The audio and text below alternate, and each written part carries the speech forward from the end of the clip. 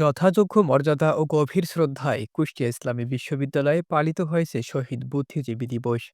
দিবসটি উপলক্ষে সকাল ১০টায় বিশ্ববিদ্যালয় প্রশাসন ভবনের সামনে এবং সকল আবাসিক হলে জাতীয় পতাকা অর্ধনমিত রাখা হয়। এই সঙ্গে কালো পতাকা উত্তোলন এবং কালো ব্যাজ ধারণের মাধ্যমে জাতির শ্রেষ্ঠ সন্তান শহীদ বুদ্ধিজীবীদের প্রতি শ্রদ্ধা জানানো হয়। পতাকা উত্তোলন শেষে সকাল ১০:৩০টায় প্রশাসন ভবনের সামনে থেকে একটি শোক র্যালি বের করা হয়। শোক র্যালিটি ক্যাম্পাসের বিভিন্ন সড়ক প্রদক্ষিণ করে শহীদ স্মৃতিসৌধে গিয়ে শেষ হয়। র্যালিতে অংশ নেন ইসলামী বিশ্ববিদ্যালয়ের উপাচার্য অধ্যাপক ডক্টর নাকিব মোহাম্মদ নাসরুল্লাহ। উদয়ের লগ্নে পাকিস্তান হানাদার বাহিনী এবং তাদের দোসররা হত্যা করেছিল স্বাধীনতার জন্যে যারা থিঙ্ক ট্যাঙ্ক হিসেবে কাজ করেছিল ঢাকা বিশ্ববিদ্যালয় সহ অন্যান্য বিশ্ববিদ্যালয়ের বুদ্ধিজীবীদের। আজকে আমরা এই দিনে তাদেরকে স্মরণ করছি। তাদের আত্মত্যাগ ছিল একটি স্বাধীন, স্বনির্ভর এবং ন্যায়ভিত্তিক সমাজ প্রতিষ্ঠিত হবে এই বাংলাদেশে। এটি তাদের দাবি ছিল এবং এই জন্য তারা কাজ করেছে। পরবর্তী পর্যায়ের ফ্যাসিস্ট রেজিমে তাদের যে চিন্তা চেতনা, এই চিন্তা চেতনা ভুলণ্ঠিত হয়েছিল।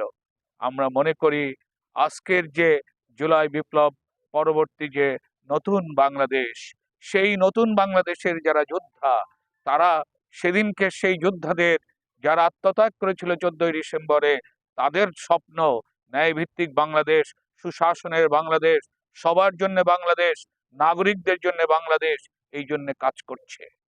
এই দেশ যে আসলে গুণের মাটির দেশ, সেটা আমরা বুঝতে পারি 1971 সালের 14ই ডিসেম্বরের দিকে তাকালে।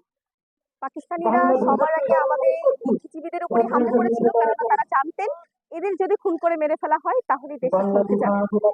আমরা এখনো দেখি আমাদের দেশের মেধাবী তরুণেরা দেশের বাইরের দিকে যাচ্ছে। এতে যে শুধু তাদের দোষ রয়েছে এমনটা কিন্তু নয়। এতে দোষ রয়েছে প্রশাসনেরও এবং বর্তমানে যে সরকারগুলো হয়ে গেছে বাংলাদেশে এদেরও। কারণ আমরা জানি যে যে দেশ আসলে গুণের কদর করে না সে দেশে গুণী জন্মায় না। আমাদেরকে আসলে গুণী তৈরি করতে হবে। প্রত্যেকটা মানুষেরই কিছু না কিছু ক্ষমতা থাকে, আর আমরা সবাই জানি যে মানুষের ক্ষমতার বাইরে এদেশে বা এই পৃথিবীতে কোনো কিছুই নেই।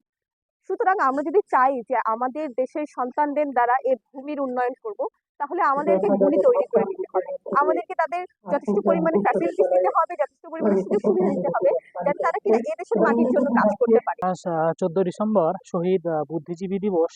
1971 সালের আজকের এই দিনে আমাদের দেশকে মেধাশূন্য করে দেওয়া চক্রান্ত করে আমাদের দেশের অনেকগুলো বীরকে হত্যা করেছিল পাকিস্তানি বাহিনী।